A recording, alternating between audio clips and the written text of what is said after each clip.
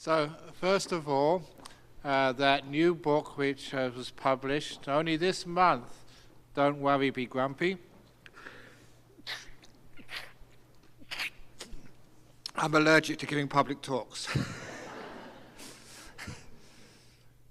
That sometimes in our modern world, especially in psychology, we're always supposed to be happy. And in fact, if we're not happy, sometimes we have to see a psychologist. We think that something's wrong with us. Our friends say, "What's up? You're not happy today." And once a young lady in Australia, she said, "But I don't feel like being happy. And when I'm not happy, I feel so guilty." And so she said, "I feel so grumpy today." I said, "What's wrong with being grumpy?" She said, "It's not allowed in today's society." And so I went to my office very quickly, and I got on the computer, and I printed out a grumpy license. And the grumpy license says something like, "I hereby give you permission to be grumpy at any time, for any reason or no reason at all." And I signed it to give it authority for the rest of your life. Because one of the problems is when we try to be happy, then we get miserable. It's the same with people with depression. There are so many people with depression in our modern world. And one of the things which I do when I talk to people who have clinical depression, not deep depression, but just the average depression, I tell them, if you're depressed, milk it for everything it's got. When you're depressed, you don't have to go to work in the morning. Oh, what joy. When you're depressed, you can sleep in. Isn't that wonderful? When you're depressed, you can eat whatever you like. And I'm just going to go off on a tangent here, because one of my friends some years ago, now he had terrible cancer. He was getting old. He was in his late 70s, early 80s. And eventually he had to go to the hospice. You have hospices in Halifax, where people can actually have palliative care and die comfortably. So he went to our local hospice. And as soon as he went into the hospice, when the nurses said, "What do you want for dinner?" he said, "Well, look, I can't have any sweets because I've got diabetes. I can't have oily food because I have high cholesterol. And I can't have salt, and I can't have this." And the nurse said, "What do you mean? You're dying. The cancer's going to kill you before you're going to get cardiac problems or diabetes, so eat whatever you want." He said, "Really?" Because the last 5 or 10 years, he couldn't eat what he liked. His wife wouldn't let him. So all his favorite foods, full of fat, full of sugar, full of salt, for the first time in years, he could eat all of that. And about a month later, he was released from hospice because he got better. Eventually he went back there and died properly. We had another sort of year of life. But what happened there is because, of a little bit of happiness, because, we don't just live by food. We also exist through happiness as well. Just giving himself some happiness there actually increased his health, which is any sort of psychologist and doctor would know. Now look at me. Sometimes you look at me and you think, "You are overweight, Ajahn Brahm," which is one of the reasons when you said that, please, his title is Bhante. That's actually not. These days people call me His Roundness, Ajahn Brahm. But I'm not afraid, actually, because I learned a long time ago, this must be a few medical practitioners here, that somebody sent me the article because I was trained in science. If you're happy and you laugh, your blood vessels expand. But if you're miserable, angry, upset, your blood vessels contract. And so, I have been laughing and happy for so many years. My blood vessels are so wide. I can eat anything. And all that gut can flow through without any traffic jams. Strokes, heart attacks will not happen. But if you're fat and miserable, you're going to die. So anyone is overweight, you better start laughing quick. And that answered a lot of questions for me. Because I always wondered, have you ever noticed that fat people are always happy? Always jolly. When I grew up, there was a TV series, Robin Hood, and the character I was impressed with so much was Friar Tuck. Remember Friar Tuck, some of you? He was fat and happy. So he was my idol. He was the one I wanted to live up to. Maybe I've achieved that now. But also, who's the other happy person with a very long life? Who's very fat? Santa Claus. Fat and happy. So, if you are overweight, start laughing quickly. Because fat people are miserable, double whammy, and you die. Even skinny people are miserable, liable to die. So if you do want to have a burger tonight, do a lot of laughing, and it will compensate for the fat in the burger.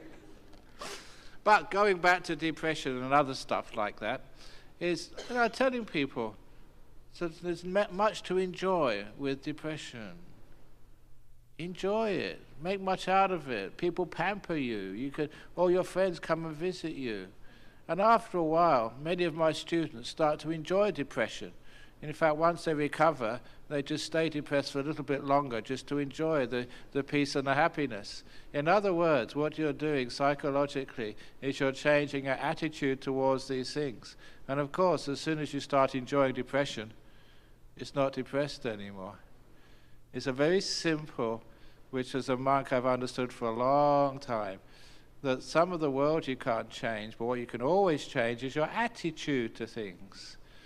So no matter what happens, whatever happens to you in your life, don't allow anything to control your happiness. That's your personal responsibility. So if somebody cheats you, if somebody hurts you, they can take away just even your health, but they don't have to take away your happiness. They can call you all sorts of names. And as I was taught when I was young, in a place like Thailand, there's the one person here from Ubon in Thailand where I learned my skill as a monk. I was taught by my teacher, if somebody calls you a dog, which is the worst thing they could call anyone, in Asia, call you a dog. If anyone calls you a dog, he said, look at your bottom and see if you've got a tail. If you haven't got a tail, you're not a dog. End of problem. So why is it that people get unhappy when they do call you a dog? It is because you believe they may be right. But if you know you're not a dog, then what's the problem? Why do you allow what people say to upset you?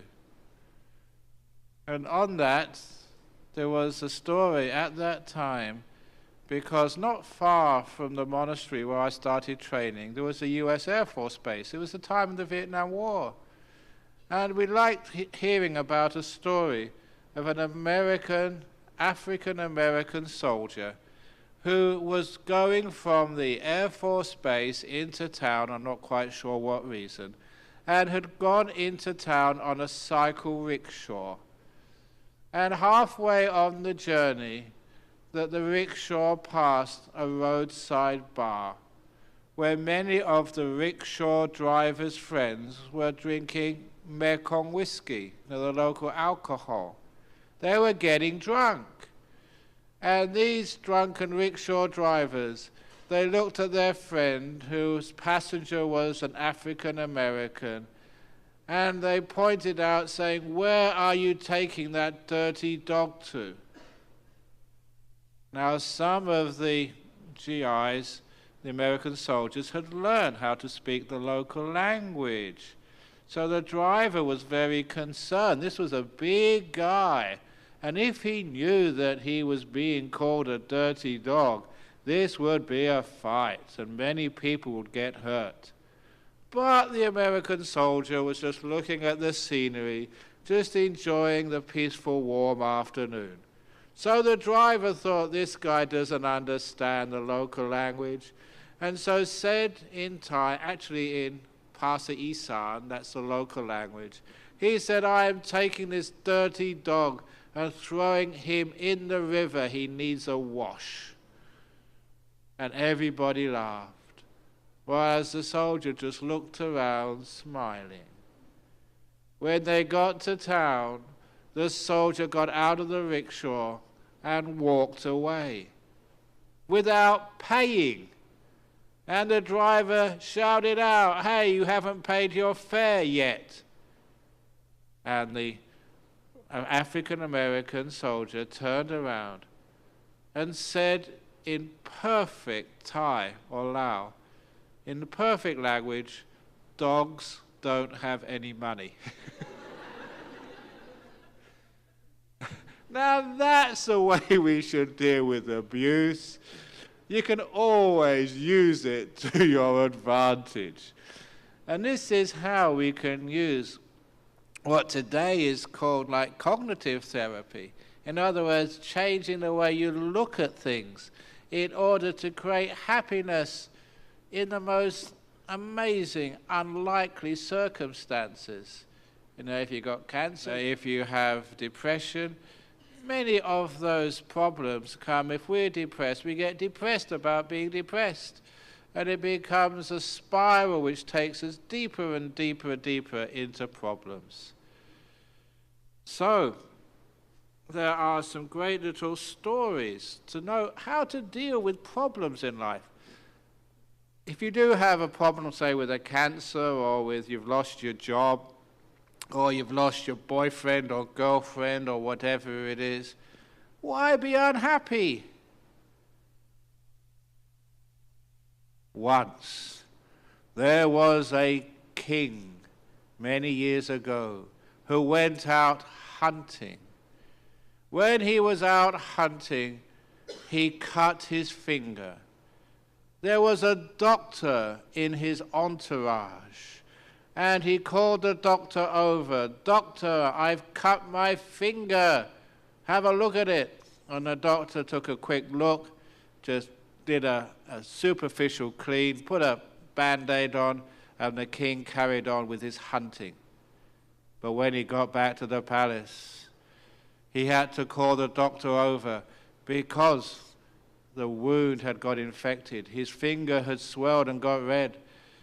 And so the doctor had to clean up the wound, put some ointment on and a new bandage. And the king asked the doctor, is my finger going to be okay? And the doctor replied, don't know. Good, bad, who knows? And that wasn't very reassuring.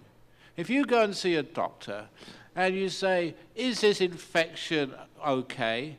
And he says, good, bad, who knows? Would you trust such a doctor? But anyway, that's what the doctor said, good, bad, who knows? And a few days later, the finger was so infected, the doctor had no choice but to amputate it. And the king was very upset. So upset that he put the doctor in jail. And he locked the cell door himself. You stupid doctor, you can't even help with this little finger, and I've lost it because of your incompetence. What do you think about being in jail? And the doctor said, being in jail? Good? Bad? Who knows?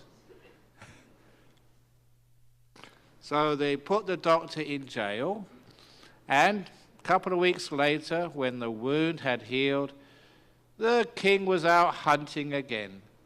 And on this occasion, he was following some animal in the forest, chasing it at full speed on his horse, and he got separated from all the other people in the party. And being separated, he got lost in the forest. And he wandered around in the forest, not knowing which way to go home. They didn't have a GPS in those days. And going home, trying to find his way home, wandering deeper and deeper in the jungle, he wandered into the area where the indigenous people lived. He got captured by those indigenous people because that was the holiest day of their year. And in that tribe, they would always, on that holiest day of the year, do a sacrifice for their God. Usually an animal sacrifice. Now they had a human sacrifice. And not just an ordinary human sacrifice. They were going to sacrifice a king. What a great gift to their God. This would mean great luck and prosperity for their tribe. So they were all very excited. And they took the poor king to a clearing in the forest. They tied him to a tree. All the indigenous people started beating their drums. This is visual effects because that's all I've got. And they started dancing and chanting. And they were about, I tried my best, I never trained in music. And they were just about to cut his throat with a sacrificial knife when one of their priests shouted, "Stop! Stop! That man has only got 9 fingers. He's not perfect enough to give us a sacrifice to our God. If you give any gifts to people you love and care for, doesn't it have to be perfect? Arunika, you are feeding me. I'm sure that your family would say, oh, if it's a guest, all the food has to be perfect. If you make me toast in the morning and your husband burns the toast, you wouldn't give it to me, would you?" You'd probably give it to your husband. But if it's to someone you respect, you give the very best. If it's to a God, it has to be the very best. And giving an imperfect gift would be bad luck. So they had no choice. They had to untie the king and set him free and take him back to where he lived in the palace. And as they took him back to the palace, the king realized that having lost a finger had saved his life. And he realized that doctor was wise. He thought losing a finger was bad, but it turned out to have saved his life. So as soon as he got back into the palace, he went to the dungeons, he unlocked the cell door, told the doctor what had happened, and apologized. "I'm terribly sorry, doctor, for throwing you in the jail. And I never realized your great wisdom. I thought losing a finger was bad, but it was good. It saved my life. But I'm sorry to put you in jail." And the doctor said, "Don't you remember? When you put me in jail, you asked what I felt like being in jail. And I said, being in jail, good, bad, who knows? No need to apologize. It was good that you put me in jail. Because if you hadn't put me in jail, I would have been with you on that hunt. I would have been captured, and I've got 10 fingers. And the moral of that story is, whatever happens to you in life, don't get upset. Don't get angry, because whatever happens, good, bad, who knows? When I was 19, I fell in love. A beautiful girl, and we were so happy together until she met someone else and dumped me. Was that bad? No, it was good. Otherwise, I could never become a monk. Thank you, girlfriend, for dumping me. So please remember, whatever happens to you in life, don't get angry, don't get upset, because in life you don't know how it will all turn out. And often what you think is a great tragedy, what you think is unfair and cruel, with the right attitude, you can turn it around and you will understand the great wisdom. Whatever happens in life, good, bad, who knows? Many difficult situations, you can turn around to your advantage and become really, really, really benefited from what happened. One of the key stories about happiness and how to deal with the difficulties in life and turn them into happiness is the story of walking home after a talk like this. And as you walk home, this is my first day in Halifax. I don't know what Halifax is really like, but in most cities they have lots of dogs. You take the dogs for a walk in the morning and the afternoon, and sometimes the dogs do their business on the street. Have you ever trodden in the dog poo? So this is a simile of having gone to a lovely talk like this, and when you walk home, you tread in the dog shit. What do you do when you tread in dog shit? And anyone who's a bit upset that you think a Buddhist monk should not use the S-H-I-T word, the Buddha taught, this is my teacher, the Buddha, he taught, wherever you go, you must always teach in the local language. And this is Canada. So he trod in the dog shit, okay? So a person on the way home, they tread in the dog shit. Now, if you're wise, my advice to you, please remember this, it's important. If you do tread in dog shit, do not scrape it off your shoes. Keep it. And take it home with you. And scrape it off in your garden under the apple tree. Because you will find 1 year later that your apples will be more plentiful, more sweet, more juicy than ever before. And when you eat that apple, when you bite into it, and it's so sweet and the juice drips down your cheek, please remember what you are really eating. It's dog shit that you are eating, but now transformed into juicy apple. Now I'm sure that you figured out the meaning of that simile. In the difficulties and problems which we all face in life, too often we say, this is bad, this is bad, this is bad, and we try to get rid of it.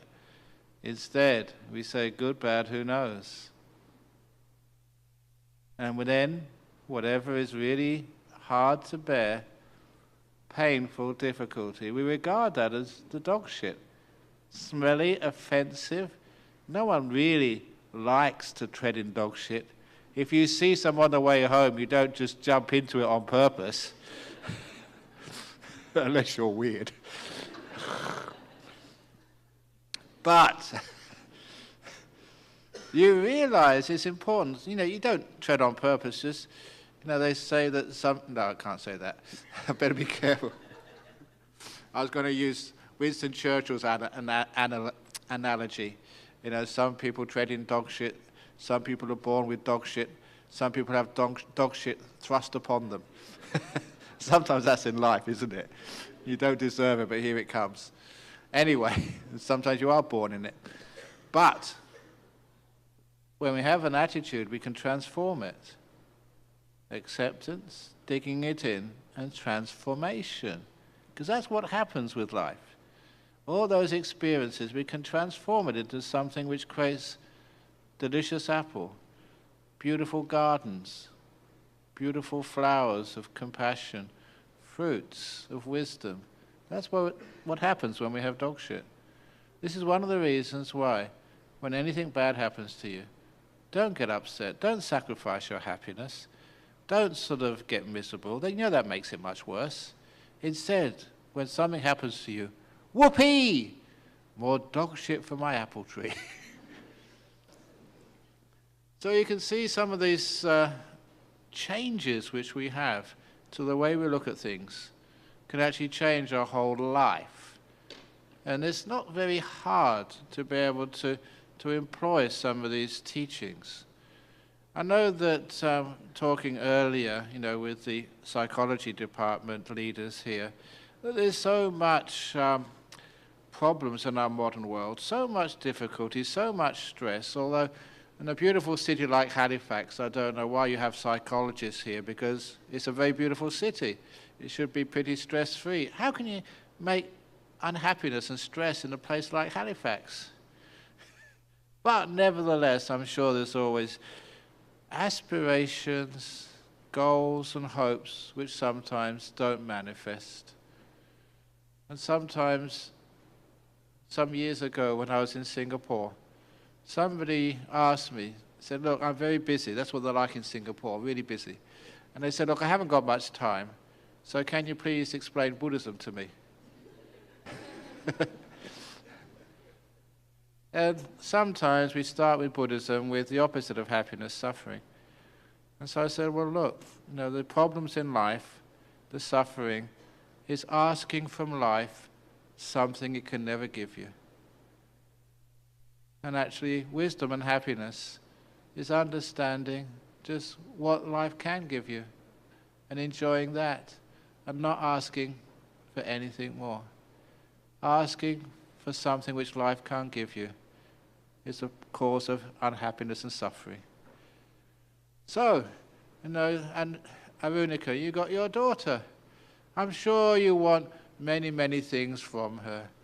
But, she's her own girl, so you can't ask for what she can't give you. She won't be like you. She'll be her own girl.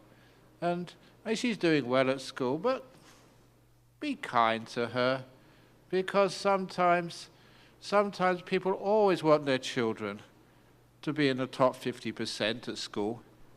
But, only half of the kids at school could be in the top 50%. As long as it's somebody else's kid, not mine. And indeed, some of you, how many of you are Buddhists here? Oh, okay, you Buddhists. Those of you who are Buddhists, if your kid comes in the top 10% at school, or the bottom 10% at school, you are not good Buddhist parents. Shame on you.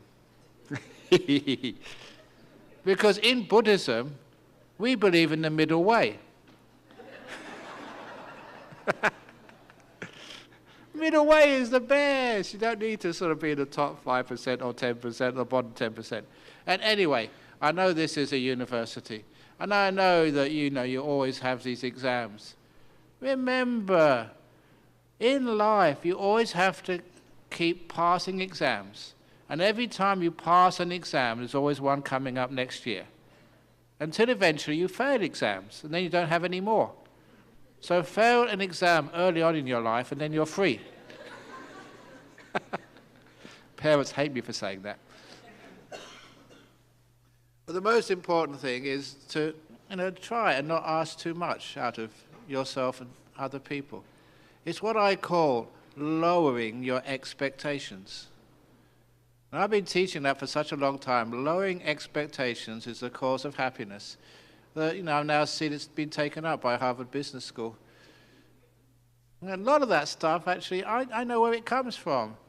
Because if you have high expectations of yourself and high expectations of others, and especially high expectations of your company in business, you push and you ask from yourself, you ask from your loved ones, you ask from your company, things which it can never give you. And it's asking for problems, asking for suffering. So lower your expectations. And especially, lower your expectations, not too far. If you're a monk, a Buddhist, you're not really in the world, you lower your expectations to absolute zero. I don't expect anything. That's why everything is a great surprise and a great benefit and great happiness. Because as a monk, you give up everything. So what do you expect? Nothing. So that's why when sometimes people look at me and say, Ajahn Brahm, how much money do you earn? Nothing. How much money do you have in the bank for your retirement? Nothing. How many assets do you own? Nothing. And they say, you're a loser, Ajahn Brahm. I say, yes, I'm a loser. I've lost all my attachments. It's great being a loser. Do you want to be a winner or a loser? Sometimes I like being loser. Loser is much more freedom, much more happiness. If you lose a race, you don't have to do another one. If you're a winner, you always have to have more problems, always trying to beat your personal best. For me, I don't like PBs, I like PWs, personal worsts. And I try and beat my personal worst. My personal worst joke. I like telling jokes every now and again, for those of you who watch me on YouTube. And some of those jokes are really, really down there in the bottom of the heap. This is my latest really bad joke. There were two old men. These two old men in their 80s would meet in the local park every day, just for friendship, to talk about old stories, make up a few lies, just to chat to each other. And one day, one of those men didn't turn up, and his friend thought, must be sick, must be something wrong with him. But when he didn't turn up for another week, he thought, well, he must have died. And so he was very sad he'd lost one of his best friends. But he still went to the park anyway. And after 30 days, after a month, his friend turned up again. And he said, oh, I thought you were dead. I'm so happy that you are here again. I really missed you. What happened to you? And his friend said, I went to jail. Went to jail? How old are you? I'm 86, he said, and I went to jail. What happened? He said, well, that lady who serves us coffee in the coffee shop we go to sometimes, she accused me of rape. And I had to go to court. And when I heard the accusation of rape and the judge asked me, how do you plead? I was so flattered, I decided to plead guilty. And the judge gave me 30 days for lying in court. If you're an old guy, you can understand flattery. But every time you tell a funny story, you don't expect anything. And that's just like in life, learning how just to lower expectations of life to what's really possible. Now, we do get sick. Sometimes we die, sometimes we get better. My teacher, when I got sick once, I got sick many times, but not so often these days. Well, I got sick with typhus fever in hospital, and my master came up to me when I was in hospital. He felt terrible, about 2 or 3 weeks in this terrible, terrible fever. No one knew really what it was. In a third world hospital.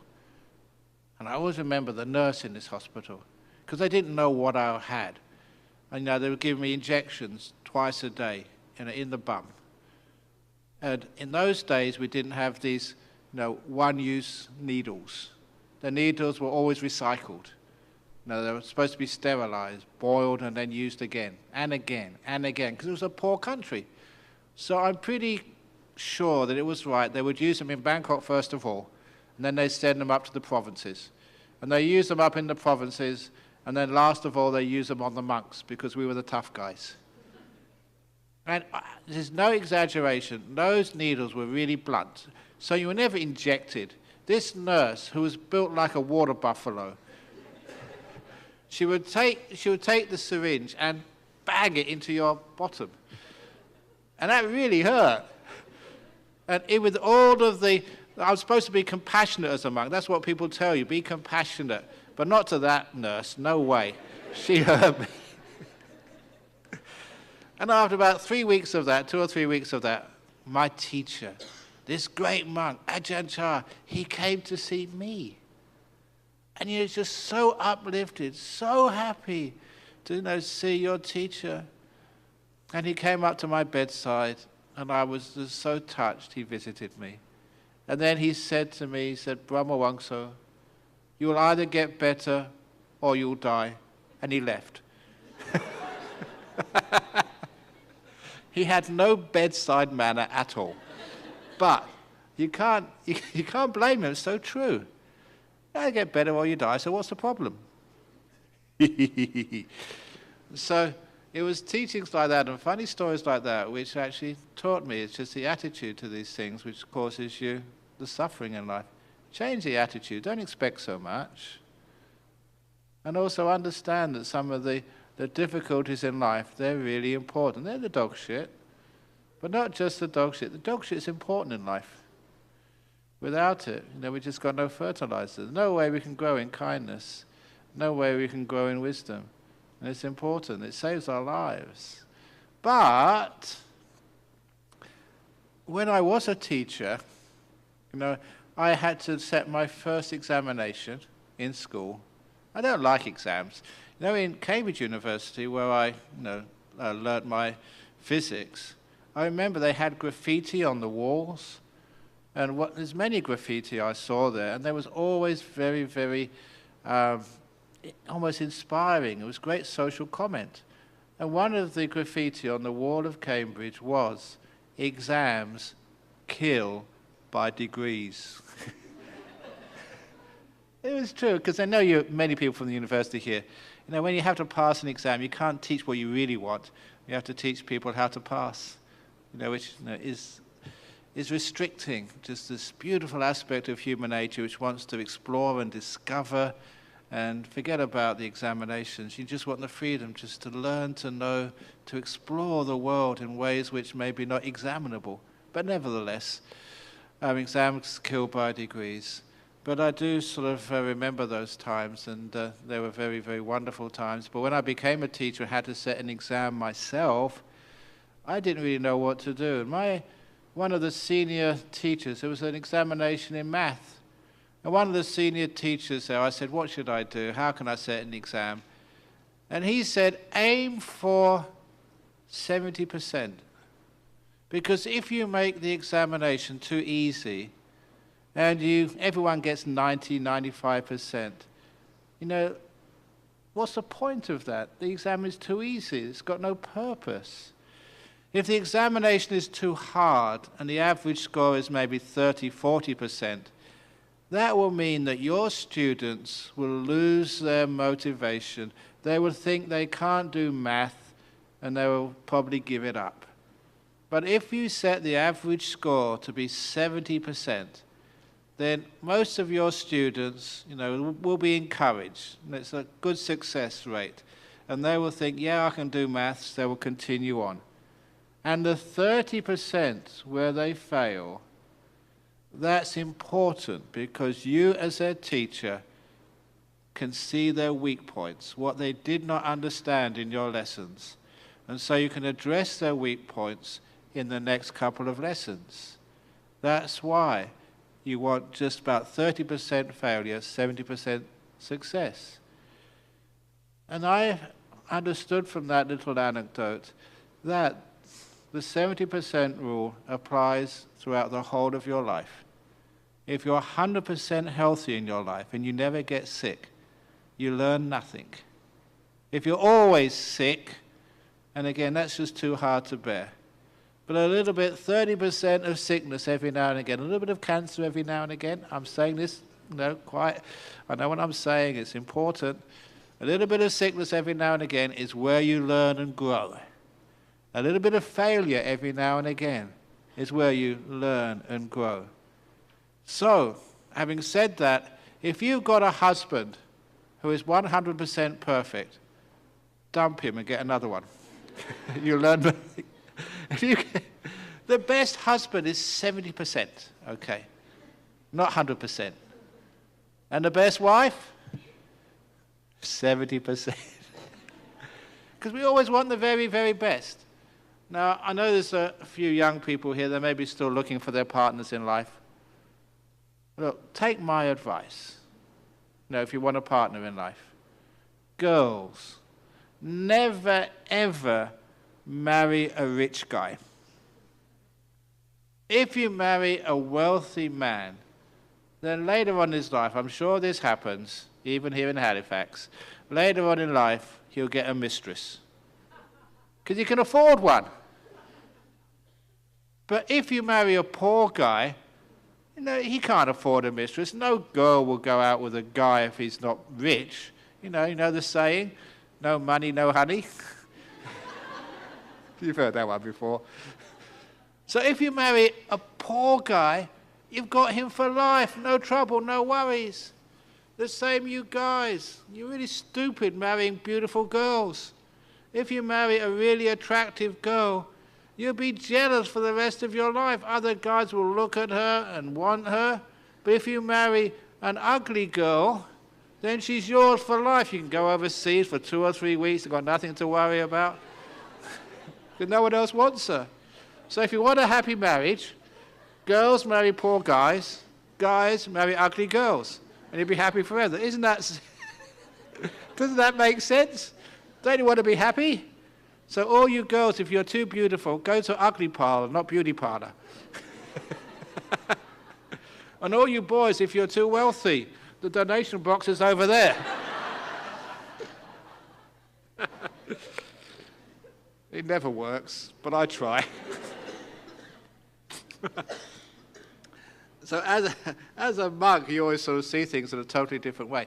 One of the nice things about being a monk is because you live outside the box, you actually do think outside the box, which is one of the reasons you can see all these things. How many of you are unhappy because you've got too much work to do? How many of you are stressed? No. Yeah. Okay, you're the honest ones. The ones who didn't put their hands up are the dishonest ones, because you're stressed out too. Now, Arunika just read out, all the stuff and duties. That's not all of it. I've got many more duties than that, many more organizations which I look after. Actually, I don't call it organizations these days. I call it franchises. I've got Ajahn Brahm Society in Sri Lanka. I've got the Bodhinyana International, that's my monastery, Bodhinyana, in Hong Kong. The Brahm Education Society, Brahm Center, in Singapore. I've got Ehipassago Foundation, which does all my books in Indonesia. I call it my franchises, Mac Brahms. But, you look after a lot of people. But do I look stressed? Even though I work really hard. And I'll tell you the secret. And I told this many, many times. And I'm really pleased every now and again, some of the stories which I invent, some of the exercises which I start, go round and round, and then somebody comes and tells it to me. The local mayor of our city of Perth came to a function some time ago, and I was in attendance, sitting in the audience. And in her little speech, she said, "A wise man told me this story." And I know where that came from. It came from me to another, to another, to another, to another. And it was a simile of how heavy is a glass of water. I teach this in business schools. And this has actually got on Harvard Business School blog again. It goes around and around. This is how to be happy, even though you do lots and lots of work. How heavy is my glass of water? Actually, I told this once at Imperial College in London. They're all engineers there. And this smart ass came up and said about 200 grams. It's probably actually accurate, but that's not what I meant. How heavy is a glass of water? And I say, look, the longer I hold it, the heavier it feels. After 30 seconds, I will start to ache. After 1 minute, I'll be in pain. After 2 minutes of holding this glass of water, I will be in agony and a very, very stupid monk. What should I do when this gets too heavy to hold comfortably? Put it down, for goodness sake. Put it down for maybe 1 minute. That's all. And if you don't believe me, you can try this at home. After 1 minute, you pick it up again. Yeah, honestly, it feels much lighter. It's comfortable to hold again. The meaning of this simile is, when you work, when your job gets too heavy to hold comfortably, what do? You just keep on pushing through. Keep on at the computer. Keep on trying to work at the project. Keep on trying to study at home. You see kids on the computer to 10, 11, 12 o'clock at night. When you're tired, it's very uncomfortable. You stress out, and also you lose your productivity. Now, whatever you write, whatever you do, it's always really slow. The words don't come out. The ideas just dry up, and your productivity goes way down. But imagine if, when you get tired at work, you put it down and rest for a few minutes. You say, I have got no time. There's a deadline. I have to complete this project. If there's no time, then you have to go slowly. If you go fast, you don't produce. You rest for 5 or 10 minutes, and you find those 5 or 10 minutes of rest, putting down the cup, when you go back to the project afterwards, it's very light, and you can produce, ideas come up. It's just basic neuroscience. Your brain cannot keep working at that level for too long. You do need to rest. When you were at school, you had recess. You went kick a football around or something in the morning, in lunchtime and afternoon. And I really want modern business to reintroduce playtime. Imagine you get the executives, a middle management, everybody, in the morning, at Microsoft. The bell goes, ding, ding, ding, and everyone has to leave the office and play. And after play, go back to work after 10 or 15 minutes. I guarantee their profits will go up. And the stress will go down. And the ideas will start to increase. Because in that time, you're resting your brain, you're putting the cup down, which means 10 or 15 minutes spent meditating, putting it down, playing, whatever you wish to do, call it. 15 minutes of rest. You make up afterwards, getting 3 hours work done in 2, of much higher quality. And if you don't do that, you'll find that because you stress out, because you are tired, when you get home, you take it out on your family. When you get home, you are so tired, you lost your resilience, which means that you get angry, your family life just goes down in quality, and you eventually get sick. So when you're tired, take a rest. And don't ever think you are wasting the time.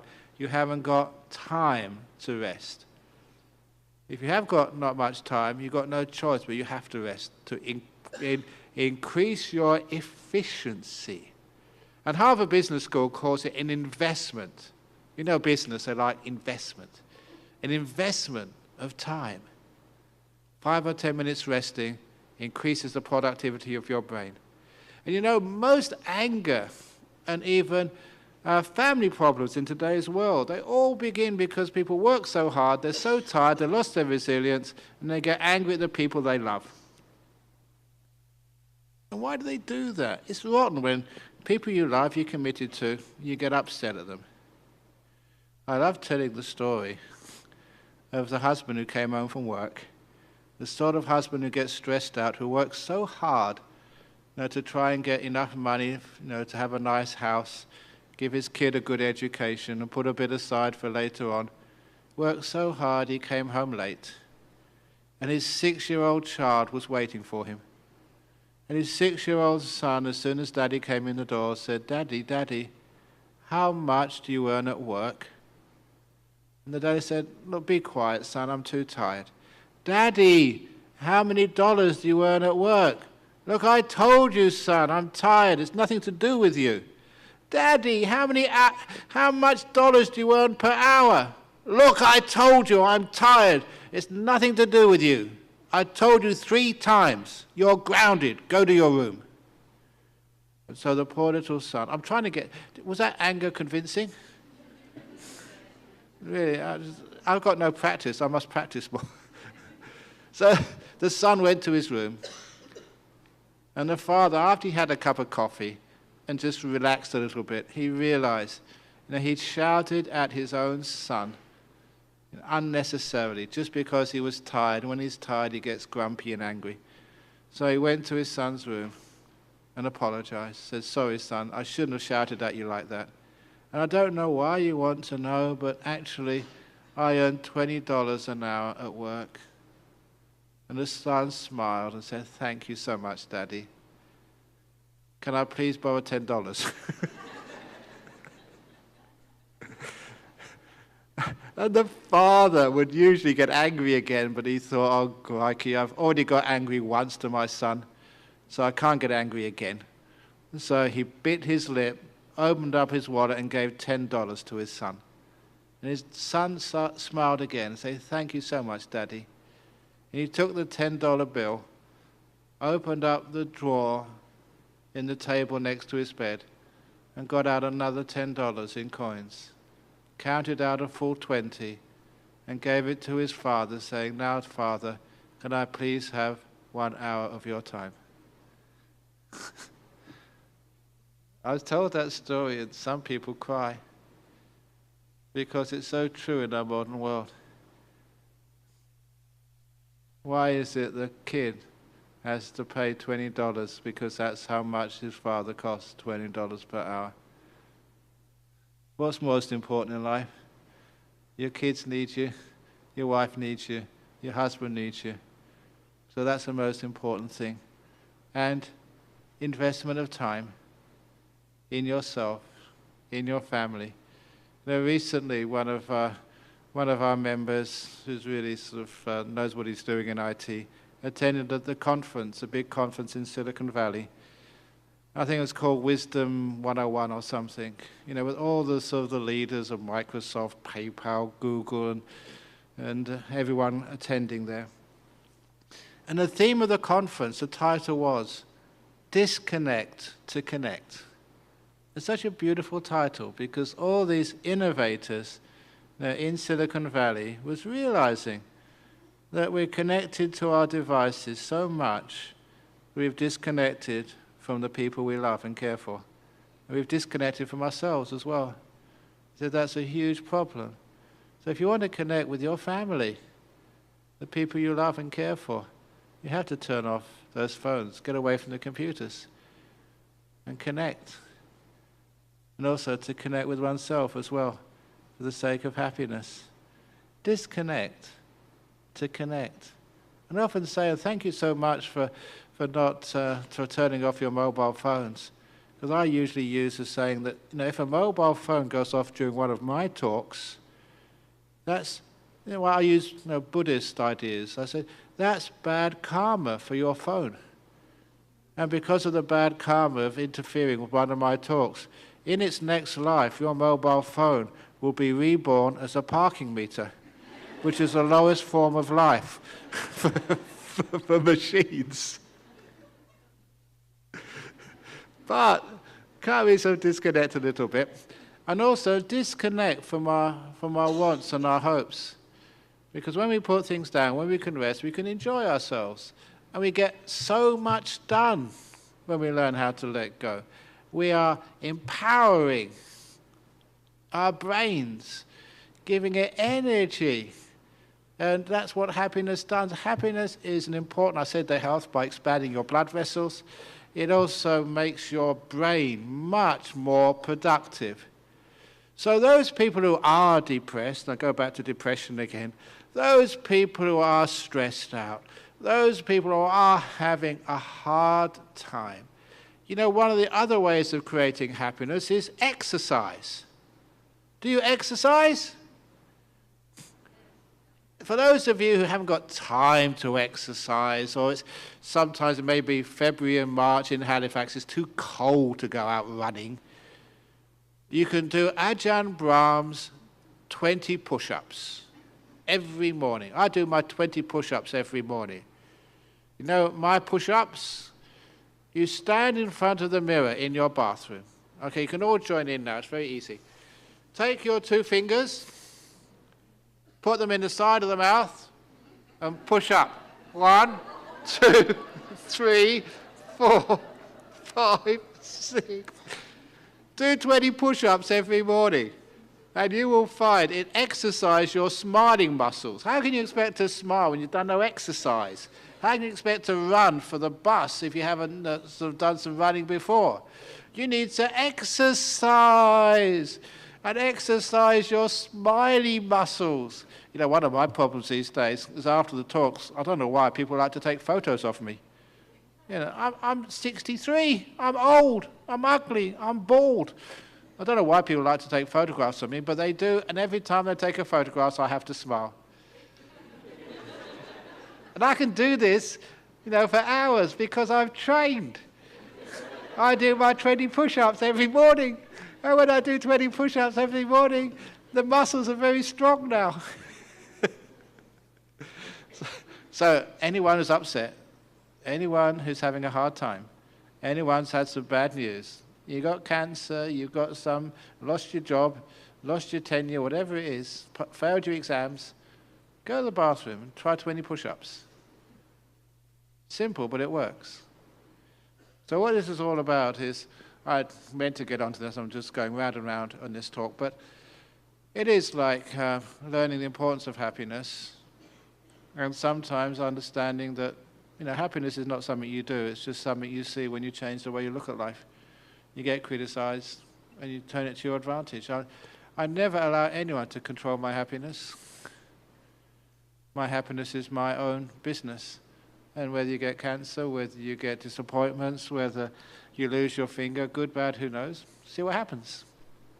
If the plane gets delayed, well, there's always another plane coming later on. See what happens. Good, bad, who knows. There's always, the reason I actually came here, I think I told you, was I was supposed to go to Germany to teach a retreat. I booked the ticket very early because it was cheap, and the retreat got cancelled. Was that good, bad? Who knows? I didn't know what it was, but because it got cancelled, I had a ticket to London, so well, I might as well come here. So this is what happens. So never think that the things which happen to you in life are terrible. You know you're out of control. Life is out of control. Your job is just to make the best out of it. Turn the shit into apples. And just when you look at yourself in the mirror every morning and you just do this stupid 20 push-ups in the morning, you can never take yourself seriously. You can never take life that seriously. You know, life is just this wonderful thing you can laugh at and be happy about. And all the difficulties and problems in life, I'm talking about the big ones. I'm going to tell you more about that in the talk tomorrow about forgiveness and how you really just take some of these people I have to deal with who've been raped and tortured. Big stuff. You know, I tell the same thing to them. At first they think, you don't know what you're talking about, but it works. What you're doing is you're being aware of life and you're being kind to it. What I said earlier, that you've all probably heard the latest fad about mindfulness in psychology, being aware, but that's not good enough. As a Buddhist, who's trained in meditation for so many years, now I've added kindness to the mindfulness. So these days I call it kindfulness. A little difference, just saying that little first letter, M to K, kindfulness. So you're aware of life and you are kind to it. Kind to yourself, kind to the dog shit, kind to the cancer. And that changes just the whole attitude you have. You're kind to life instead of always trying to fight it and get rid of the stuff you don't like.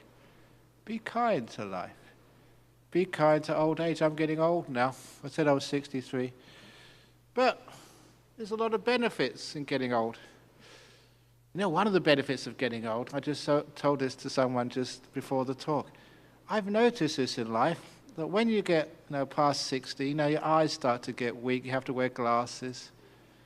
When you're about 70, you probably have to wear hearing aids, if not before. Your eyes go, your ears go.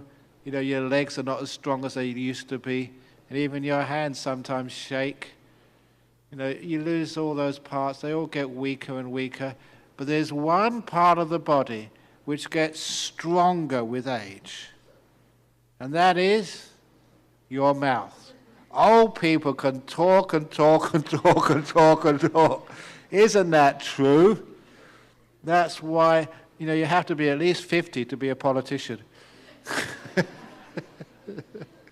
Because it gets older when you get stronger when you get old. So there's always some benefits in life. There's always something to sort of look forward to. So that way, the happiness is just changing your attitude towards life. A bit of kindfulness towards life. Kindfulness towards your body.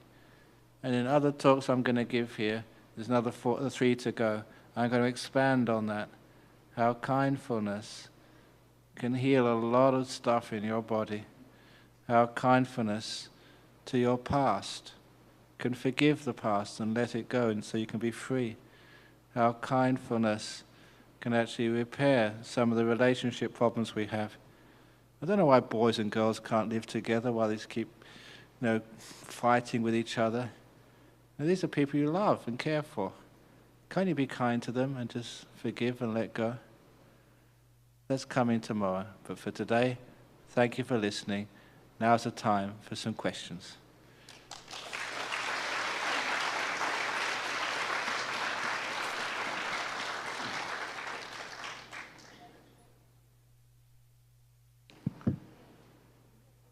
So who's going to ask the first question? Okay. So no hands are going straight up. So I'm going to tell a little story to try and get the first question. Oh, you got a question there? Okay.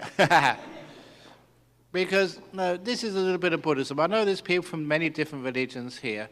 But you know that Buddhism, we believe in reincarnation and karma and stuff.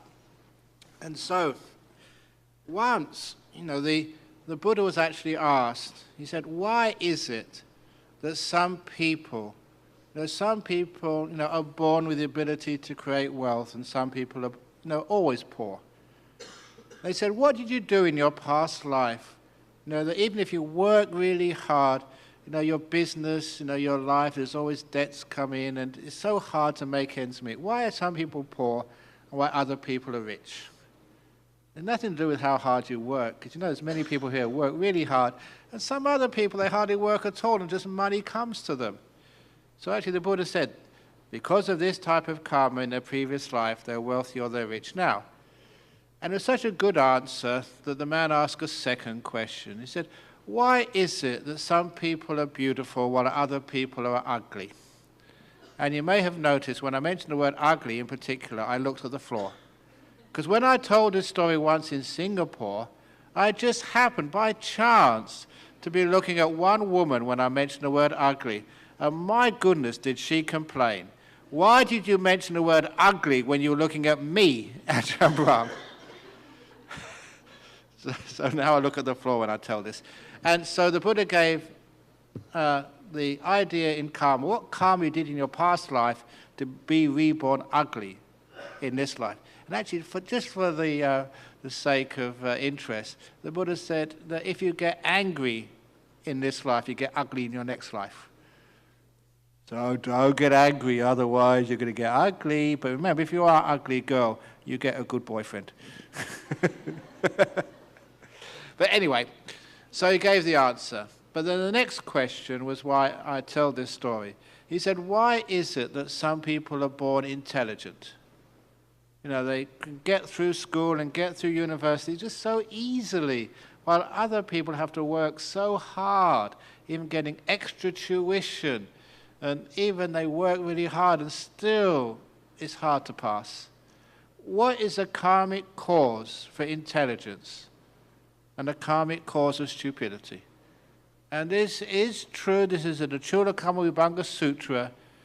The Buddha said, the karmic reason for stupidity in your next life is because you don't ask questions in this life.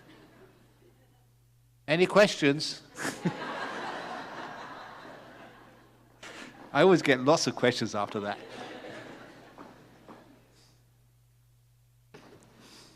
I did have a question. Yeah, okay. You are going to be very intelligent. A professor in Dalhousie for next... Maybe so.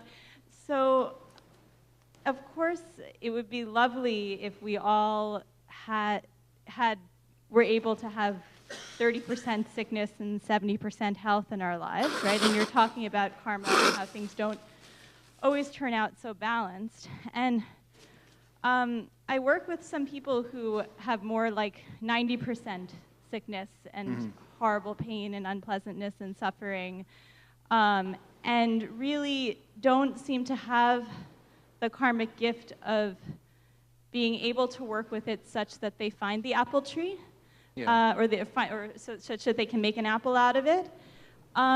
And I'm just wondering if there's anything that you say to people who wind up with that type of karma, where it's just 90% awfulness, and there isn't enough, there isn't the karma there for them to be able to really make something of it. Okay, there is the karma there when they meet people like you, who can actually help them. And a lot of times, I'm not quite sure the sort of people you're dealing with, whether it's chronic pain, or whether it's just a chronic sickness, or just a lot of disappointment in their life. Would it be helpful to know? Yeah, go on, yeah. I'm thinking of people with really, really bad PTSD, where their life has been just repetitive, horrific trauma, and now their brain is torturing them. Okay, the brain doesn't torture them because when they have, I was going to mention this story tomorrow, but as it's come up now, post-traumatic stress, I did allude to that. One of the organizations I support in Australia, the Australian Society for the Survivors of Torture and Trauma, because we all have a lot of migrants come into these countries like Canada and Australia, and it's wonderful we can welcome them. And some of the people have been through absolutely horrific stuff, multiple rapes, torture, in these dungeons in the world, maybe because of their political views or just being in the wrong place at the wrong time. Stuff which makes your skin crawl, creep, just what happened to them. And so one of the things which I tell them, I remember the head of this unit in Perth said there's 4 stories which she uses from me. She said, which work? She said she got her authority to run this center from the university, but the practical stuff she all learned from me. And one of them is the story from which the title of the first book, Opening the Door of Your Heart, came from. Is when I go through that story, it takes a little bit of a while, but it's worth it. When as a 13-year-old child, I was told by my father, he took me aside in his beat-up old car, and he said to me, son, I need to tell you this. Wherever you go in your life, whatever you do, however you turn out, good or bad, please always remember the door of my house, your father's house, will always be open to you. And I knew it was important, but I never really understood it until much later. Because he didn't mean the poor council flat, the government subsidized housing in which I grew up. He meant the door of his heart was always open to me, no matter what ever happened to me. And it was that unconditional aspect of that love and acceptance which was so crucial. That's how I learned to love other people, but also myself. So, survivors of torture and trauma, people who have really gone through hell and managed to physically survive, but are mentally say traumatized. I tell them to just imagine that in their heart region there's a little heart, and I tell them just don't have to know what a real heart looks like. Look like the hearts you see in the Valentine's Day cards, just the hearts you see on the playing cards. That type. Imagine that in your chest. And imagine 2 big doors, double door, opening up. And a little staircase coming down, like in the old aircraft, coming down to the ground. And on the bottom of that staircase is all those yous, the people you have been, who have experienced such torture, such abuse, such unfair and painful treatment They're all down outside of your heart. Reject it. And now you invite them in. And you imagine them, that person who was in the dungeon being tortured, that little girl who was abused by a family member, that little frightened, terrified, but also lonely being. Invite them up. And you imagine them walking up these stairs. And there's the other part of you at the top. And you embrace, you hug, you cry. Come into my heart. Because the problem with trauma is that we reject it. We try and keep it out. We try to cure it rather than caring for it. And that's incredibly powerful. You can't get rid of what happened to you. That's a problem, trying to blot it out, trying to reject it, trying to find some way that it never happened. Instead, you embrace it, and it comes into you. And there's a great transformation happens. So much so I like telling the story of one of these, I was going to say poor girls, but I stopped myself because she would get upset at me if I said that. One of these women who had been multiply raped, and she went through this process. And when she was telling somebody, the person said, "Oh, that's terrible, what happened to you?" And she scolded that guy. It was, how can you say that? It's made me who I am. It's me. And she had totally embraced it. And it was incredible to see just how that transformation could happen. You have to open the door of your heart, no matter what it is. It's who you are. It's keeping it out is the problem. To the trauma and torture. It's really, really powerful stuff. And, there's a few other little stories, but that's one of the most important ones. I'll tell the other story because I was telling this at a mental health conference which we had in Australia about a couple of months ago. And it was about, the trees. You like walking in the forest here in Nova Scotia. Apparently, it's the first time I've been here, but you've got some very beautiful forests. You spend a lot of time in there, apparently. And next time you go walking in a forest, please see if you can find a perfect tree. One which is dead straight, which is not crooked, with all the branches in the right place, all the leaves nice and healthy, with a smooth bark with no damage, no scars on the bark. If you can find a tree like that, it was probably planted by the government. It's not natural. It's not real. Because all trees in the forest are bent and crooked. They lean all over the place. The branches are just all over the place. They're not straight. They're not where they're supposed to be. And the bark is always scarred and damaged. Those are the trees I like. Those are the natural trees. Those are the beautiful trees. The damaged ones.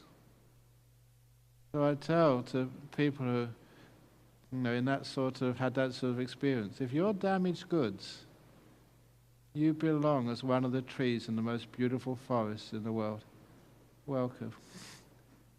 And so people look at the damage, not as something they should get rid of, but something which makes them beautiful and lovable. You belong. Stop rejecting it. And that transforms people.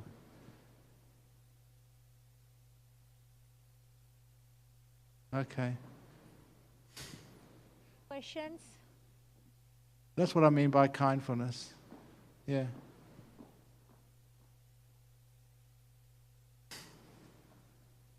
Okay. I seem to be stuck in the middle of a family situation where two members of my family both have serious trouble with each other, and they both feel like they can only be happy once the other admitted to be in the wrong. Okay. And both of them, of course, feel like they're 100% right. Yep. And well, there seems to be no solution. I have a solution. Okay. Very easy solution. And this is not in any book, because I only heard this a couple of months ago. And I don't think I've given any public talks on YouTube since then. So this is actually, those of you who are my YouTube addicts, Ajahn Brahm junkies, you haven't heard this before. Because I heard of a couple, once they get married, they fell in love first of all, but once they got married, they started arguing. Like most people do. You can always tell how long a person's been married by how they argue with each other. Most people, this is average, okay. But for 2 years, they were always arguing with each other, no one giving in, I'm right, you're wrong, no, you're wrong, I'm right. So they came up with this very innovative solution. They looked at the day of the month. If it was an even day, 2nd, 4th, 6th, 8th, 10th, 12th, then he was right. On the odd days, she was right.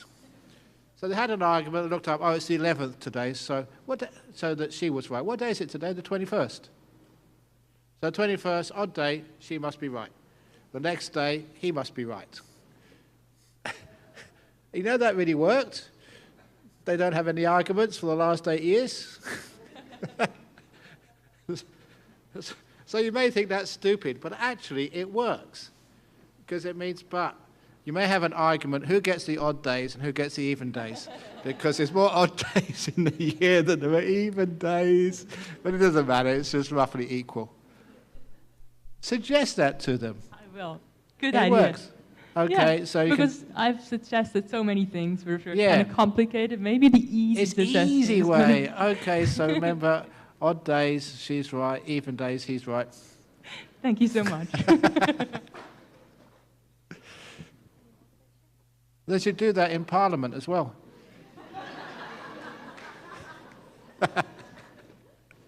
Go on. Hi. My question has to do with the precept of no lying. No lying. And kindfulness. Kindness, good, yeah. In the Maritimes, we're very polite here. And we often tell fibs so we don't hurt someone's feelings. Oh, often. yeah. And how do you deal with that? How to deal with that? Look, there's always a way that you can say something without lying. For example, for me, I travel around so much, and many people know who I am, but sometimes I don't know who you are. And sometimes, I've met you before, and so sometimes, you expect me to know who you are. So when people come and they say, do you remember me? If I say no, it really hurts them. Because I've been coming to your temple for a long time. So these days, instead of telling the truth, so I don't know you at all, instead of telling a fib, I say, oh, you're the person whose name I keep forgetting.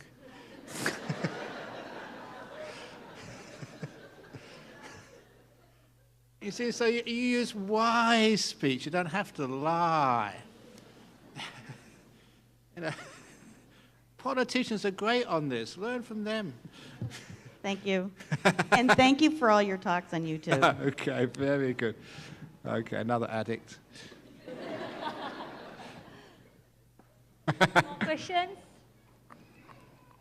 Yeah, because if you do tell a fib, eventually it just comes back to bite you. And so sometimes, if you're smart, there's always another way you can get around it. Yeah, go on. If your glass is full of worry, So if your glass is if full your of glass is full of worry, worry, yeah, not work, but worry, yeah. how do you put it down? How do you put it down? You're very worried. One of the things is that story about good, bad, who knows? Because all worry is looking at the future, with a sort of negative mind. I've lost my finger, this is terrible. But sometimes when you know life, that sometimes the mistakes which happen to you in life, they turn out to be, as they say, blessings in disguise. Do you understand? So sometimes that when we worry about these things, we don't realize that when it all turns out, it turns out better than we'd ever expected. We can't imagine just how a problem could turn out to be, the blessings of life. And so when we worry a lot, it's looking at the future with negativity. So, that title of my book, Don't Worry, Be Grumpy, is actually a combination of two stories in that book. The other one was, the usual sign people say, don't worry, be happy. We can't do that. So I said, don't worry, be grumpy. But story I did put in my book was, if you worry, it's looking at the future with negativity. What if you look at the future with a positive mind? We call that hope. So my phrase was, don't worry, be hopey. H-O-P-E-Y. I like making new words, because when you make new words, actually this word hopey has got into the Urban Dictionary, which is a precursor to actually get into a real dictionary. What a beautiful word that is, be hopey. Full of hope. Look at the future, not with worry, but hopey. Because hopey is looking at the future and just, with a positive mind. And you will find, this is psychology. If you worry about something, it's likely to happen. If you're hopey of something positive, that is likely to happen. I'm sure that you've all had experience in life. What you fear, actually you bring about. And if you have a positive mind, you bring that one about as well. Don't worry. Be hopey. Okay, now you've got another question? Come back. If you're not satisfied with the answer, please come back again. What if the worry is the present and not the future? The worry is the present. Well, in the present moment, the old saying about a glass half empty or half full. It depends whether you're drinking or whether you're pouring. So if I've got a glass, it's my glass, and it's only up to here, then it's half empty. Come on, put some more in, please. But if I'm the one who's pouring in a restaurant, no, your glass is half full, I'm not going to give any more. So that is contingent on what you want in life. And sometimes in this present moment, it's here. And sometimes you say to it, the door of my heart is present to this moment. How I feel right now. And I make peace with it. And then it changes. This is a transformative power of kindfulness. The mindfulness bit, which I'm sure many of you know, is being aware of what's happening in the present moment. And basically I say that's not good enough. You're aware, but it hurts like hell. Thank you very much for making the pain even worse. But the kindness transforms it. I still remember as a kid being brought up in a poor part of London, lots of migrants. And we used to play soccer, in the streets. And as a 4, 5, 6-year-old, you spend so much time playing soccer. And every time you went for a tackle a bit too aggressively, you fall on the floor, and it's the pavement, the bitumen sometimes, and you scrape the skin off your knees. And I can always remember as growing up having scabs on my knees. And as soon as I did fall over and hurt my knee and scrape some skin off, I'd run to my mummy, and she would kneel down and kiss it. She called it kissing it better. And immediately she kissed it, the pain went, every time. And also, the wound healed. Put a big plaster on, no washing, no antibiotics. And I can never understand this to this day, how when you put a mouth with all these germs on an open wound, how it never get infected. But it was because of her kindness, the love of her mother, that's all it needed. And immediately the pain went. And I remember that. I thought that was natural. I never understood science as a 6-year-old, but I remember that. And there's the power of kindness to take away pain. That's why we have nurses. At least in the old days when their main job was not to do what doctors are supposed to do and not to keep on filling out all the forms. When they had time to sit next to a patient, hold their hand, and just basically care. And it's a wonderful time because that was so important for the health and recovery of a person. That's why they have pet therapy. And a dog, because a dog can't fill out any forms. So all it's there to do is just to pat and just to lick you or whatever. So that kindness is brilliant because that is what takes away the pain. of the present moment. So not mindfulness, kindfulness. And I'll give more examples about that later on in my talks. Some over there.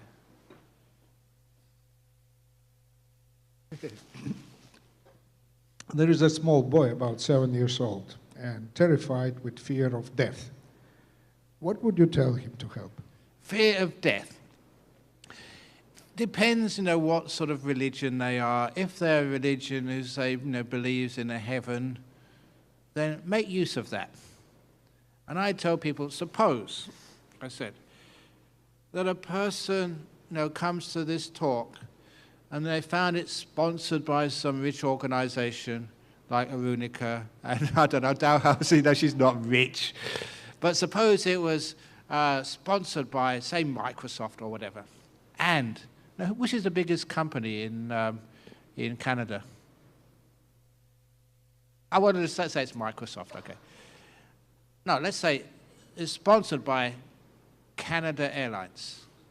And so Canada Airlines will give a prize to one person who comes to this talk, like a door prize.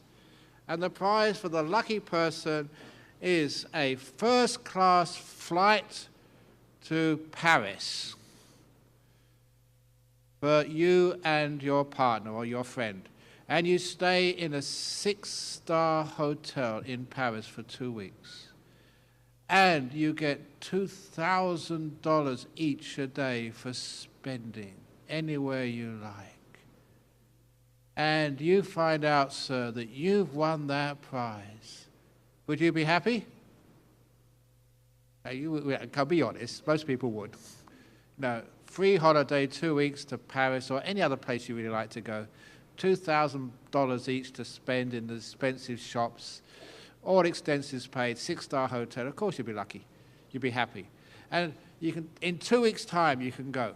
You'd be excited. In 2 weeks, I'll be in Paris, 6-star hotel, $2,000 each in the shops of Paris, all these incredible, amazing places you can go and see, a free holiday. You wouldn't be able to wait. 1 week, you probably have your bags packed. 3 days to go, you get really excited. The day before, you wouldn't be able to sleep at night. Tomorrow, I'm going. You'd be so excited. And sometimes, can't I go earlier? Suppose you went to the doctor and he said, you've got 2 weeks to live. And you think, only 2 weeks to go to heaven. And heaven is much better than Paris. Much better than going shopping. I hate going shopping. I don't know what you get out of going shopping. You know that sometimes people come to Australia from Singapore to go shopping, and the Australians go to Singapore to go shopping? There's something wrong with that. But anyway, heaven, you're going to be happy. So what are you waiting for? This is an old story of these old man and old woman been married for years and years and years. And when he died, well, that's when she died, first, he was so heartbroken because he'd lost his wife. 2 days later, he died as well. I've actually seen this many times. People have been together for such a long time. When one of them dies, the other one goes pretty quickly. So because it was only 2 days, they both appeared in heaven together. And when they appeared in heaven, they were met by this angel. And the angel told them, he said, because you've been really good people. There's a few pastors here. Please use this story. You've come to church. You've been really good. You've been kind and generous. So I've come to show you your eternal reward. And he took them to this mansion on the cliffs with these beautiful ocean views. You'd have to be a multi-millionaire to afford a mansion like that. He said, this is your heavenly reward. And the man said, that's all very well and good, but someone on my salary can't afford the government land tax. Do you have to pay taxes or rates on houses? The bigger the house, the more you have to pay. Imagine how much you have to pay for a mansion. He said, I can't afford this. And the angel said, "Sir, up in heaven we don't have governments. So there's no tax, it's for free." And then the angel took them inside this huge mansion. There were so many rooms with exquisite furniture. They had this chandeliers with Waterford crystal from Ireland. They had huge plasma screen TVs, wider than this room. And the angel said, "I know you always like, because you're from Canada, you always like your ice hockey. In here, you can watch ice hockey. And your team," who's the Halifax team? Who's it called? The what? Something Hansa? I can't understand. But anyway, the Halifax team, always, because this is heaven, you can watch it on the plasma screen TV. They always win, and every year they get the Stanley Cup. This is heaven. You can't have your team losing. And he took them even into the toilet. The toilet was incredible. Even the toilet seat was made out of gold. And the little button you pressed to flush was a diamond. And when you flushed it, not water came out, but Chanel No. 5. So this is heaven. And after going through the last room, the man said, look, someone with my resources can't afford the insurance on a property like this. There's too many valuable stuff, even diamonds in the toilets. Burglars will come in here. No. And the angel said, look, in heaven, we don't have burglars. They're not allowed. So you don't need insurance. It's for free. And then he took them to the garage. Not a double garage, a triple garage. And in that triple garage was the biggest stretched limousine you'd ever seen in the world. It was so big it had a swimming pool inside. And the next car was one of these all-terrain vehicles. It could go anywhere, not just in the forest of Nova Scotia. This could go up waterfalls. And the third car was a Ferrari, a limited edition, souped-up Ferrari. And the angel said to this guy, he said, I know that in this life you always like looking at these car magazines, drooling over your own sports car, and you never could get one. So we've decided in heaven to get you a red Ferrari sports car. And the man looked at the angel and said, look, what's the point of a sports car? Whenever you go fast, there's one of these policemen with a speed camera, and you get fined, and your car gets impounded. And the angel said, sir, there are no policemen up in heaven, and you can go as fast as you like up in heaven. If you have a crash, what does it matter? You're already dead. And then he opened the garage doors. And on the opposite side of the road to his mansion was this beautiful, immaculate 18-hole golf course. And the angel said, we knew how much you love playing golf in the life. And it was only when you started to get sick you stopped playing. So we decided for your eternal reward to build a golf course right next to your house. And he said, this golf course was designed by Tiger Woods himself. You know how that could be? And the guy said, well, Tiger Woods is not dead. How could he design this? He said, don't you remember when he had his argument with his wife, he crashed his car. In that time, he had a near-death experience. He went up to heaven. We made him design a golf course before he came back again. And he said, on this heavenly golf course, once you get the ball onto the green, it always curves into the hole. This is heaven.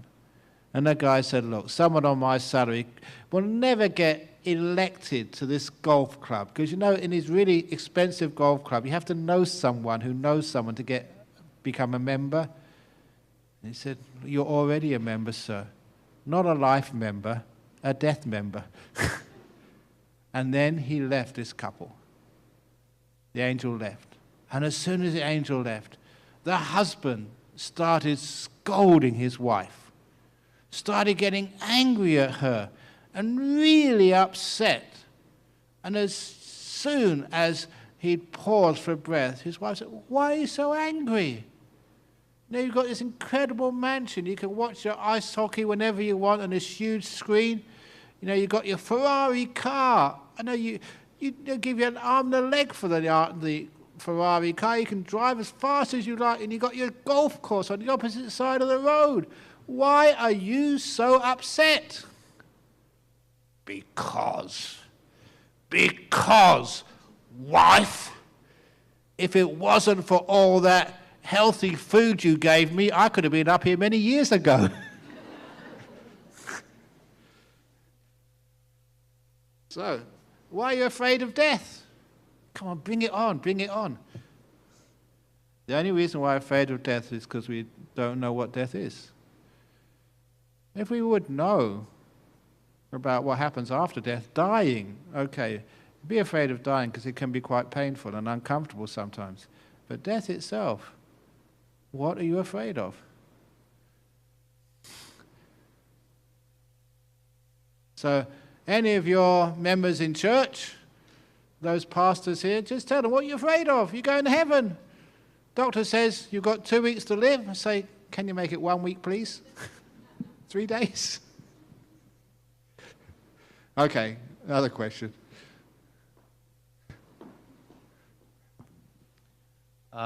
Thank you very much for the great talk. I was wondering, you've obviously been practicing for a really long time. Yeah. And building and strengthening the mind, working on your paramis, and I was curious, what is your growing edge right now in your practice? My practice? Okay, my practice at the moment is whenever I go traveling around the place, going to many cities, many countries, you know, these days it's very rare to find human beings. Apparently there's 500,000 people in Halifax, roughly. But how many human beings are there here? Most of you are human goings, human doings, not human beings. You're not being here. So my practice is becoming a human being. Not a human going, not a human doing things. Always doing too much, never being here. Always going on to the next thing. And even in meditation, people are always going on to the next experience, to the next attainment, to the next goal. And that is not Buddhist meditation. It's being here. Not going anywhere, not doing anything. Letting go of all doing, being here and becoming still. That's the practice. Spend your whole life going places. Where do you end up? Where are you going? I'll tell you where you're going. You're going to your coffin. I'll get this out of the way and then I'll do something. You end up, the whole life gets out of the way. You never actually enjoy, well, you've had some enjoyment, but never actually been here. At least very few moments. How many of you had those experiences? You know, maybe out in the forest, just by a lake, and you just sit down there and you're not doing anything. Just enjoying, just being here. Where there's no other place you want to be. There's no jobs, you know, you're trying to finish off. There's no big list which people have ticking off this, I'll get this one done, then I'll do something else. All these jobs you have to do. All those lists get thrown away. All those things you think you have to do, all those things you have to change get put aside. You just be. You don't want to get any different, don't want to go anywhere else, don't want to be with anybody else. Just being content. Those are some of the most wonderful times of your life. I'm sure you can remember those times. That's what meditation is. Just being here, content, not wanting anything in the whole world. After you've rested like that, then you can go and work. But we work, and have very few moments of just being. So can we have more human beings in Halifax? Okay, next question.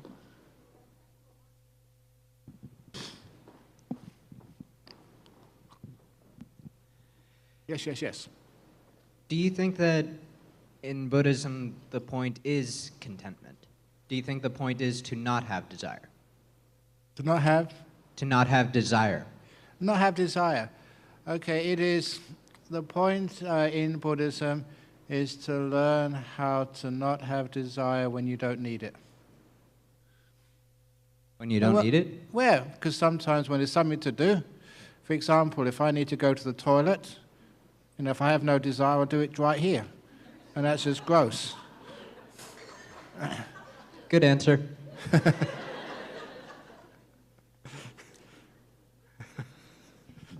Okay, thank you.